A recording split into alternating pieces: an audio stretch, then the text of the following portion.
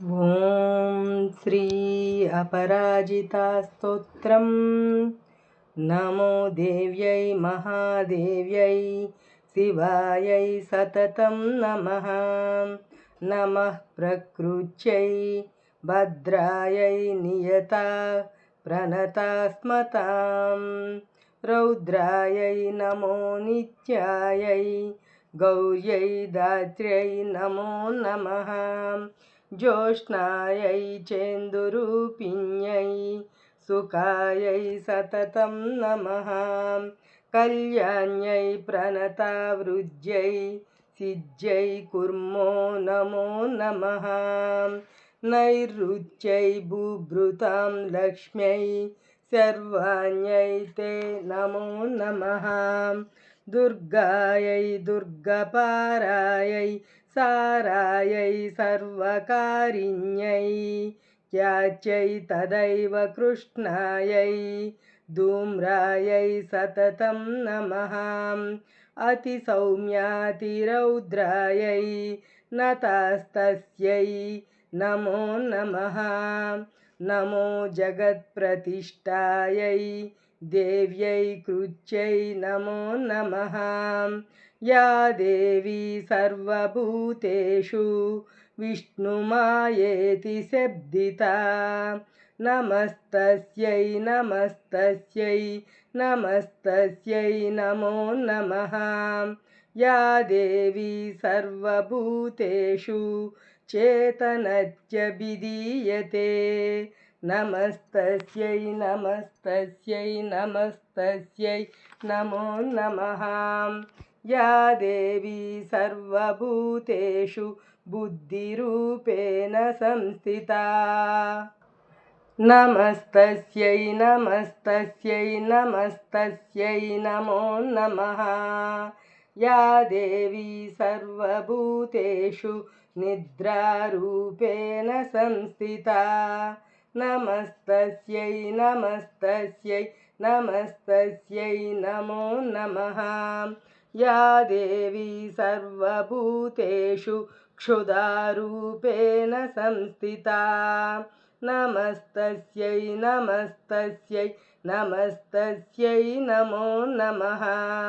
या देवी सर्वभूतेषु छायारूपेण संस्थिता नमस्तस्यै नमस्तस्यै नमस्तस्यै नमो नमः। या देवी सर्वभूतेषु शक्तिरूपेण संस्थिता नमस्तस्यै नमस्तस्यै नमस्तस्यै नमो नमः। या देवी सर्वभूतेषु तृष्णारूपेण संस्थिता नमस्तस्यै नमस्तस्यै नमस्तस्यै नमो नमः।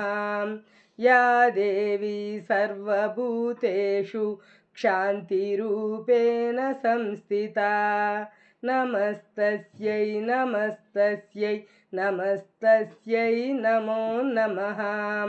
या देवी सर्वभूतेषु जातिरूपेण संस्थिता नमस्तस्यै नमस्तस्यै नमस्तस्यै नमो नमः। या देवी सर्वभूतेषु लज्जारूपेण संस्थिता नमस्तस्यै नमस्तस्यै नमस्तस्यै नमो नमः। या देवी सर्वभूतेषु शान्तिरूपेण संस्थिता नमस्तस्यै नमस्तस्यै नमस्तस्यै नमो नमः। या देवी सर्वभूतेषु श्रद्धारूपेण संस्थिता नमस्तस्यै नमस्तस्यै नमस्तस्यै नमो नमः। या देवी सर्वभूतेषु कान्तिरूपेण संस्थिता नमस्तस्यै नमस्तस्यै नमस्तस्यै नमो नमः। या देवी सर्वभूतेषु लक्ष्मीरूपेण संस्थिता नमस्तस्यै नमस्तस्यै नमस्तस्यै नमो नमः। या देवी सर्वभूतेषु वृत्तिरूपेण संस्थिता नमस्तस्यै नमस्तस्यै नमस्तस्यै नमो नमः। या देवी सर्वभूतेषु स्मृतिरूपेण संस्थिता नमस्तस्यै नमस्तस्यै नमस्तस्यै नमो नमः। या देवी सर्वभूतेषु दयारूपेण संस्थिता नमस्तस्यै नमस्तस्यै नमस्तस्यै नमो नमः। या देवी सर्वभूतेषु तुष्टिरूपेण संस्थिता नमस्तस्यै नमस्तस्यै नमस्तस्यै नमो नमः। या देवी सर्वभूतेषु मातृरूपेण संस्थिता नमस्तस्यै नमस्तस्यै नमस्तस्यै नमो नमः। या देवी सर्वभूतेषु भ्रान्तिरूपेण संस्थिता नमस्तस्यै नमस्तस्यै नमस्तस्यै नमो नमः। इन्द्रियाणामधिष्ठात्री भूतानां चाखिलेषु या भूतेषु सततं तस्यै व्याप्त्यै देव्यै नमो नमः।